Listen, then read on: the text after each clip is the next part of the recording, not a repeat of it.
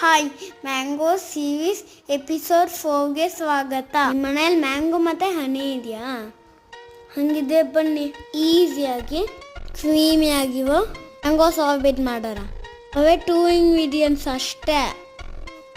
ಚೆನ್ನಾಗಿ ವೈಪ್ ಆಗಿರೋ ಮ್ಯಾಂಗೋಸ್ ತೊಗೊಳ್ಳಿ. ಅದನ್ನು ಈ ಥರ ಪೀಸಸ್ಸಾಗಿ ಕಟ್ ಮಾಡ್ಕೊಳ್ಳಿ. ನಾವಂತೂ ಮ್ಯಾಂಗೋ ಫೇವ್ರೆಟ್ ಅಪ್ಪ. ಇಷ್ಟನಾ? ಕಮೆಂಟ್ ಸೆಕ್ಷನ್ನಲ್ಲಿ ಹೇಳಿ.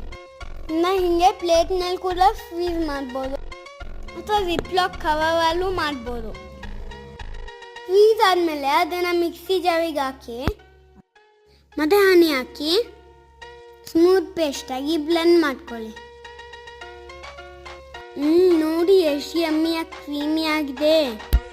ಇವಾಗ ಅದನ್ನು ಒಂದು ಬಾಕ್ಸಿಗೆ ಟ್ರಾನ್ಸ್ಫರ್ ಮಾಡಿ ಮತ್ತೆ 4 to 5 hours ಫ್ರೀಸ್ ಮಾಡಿ.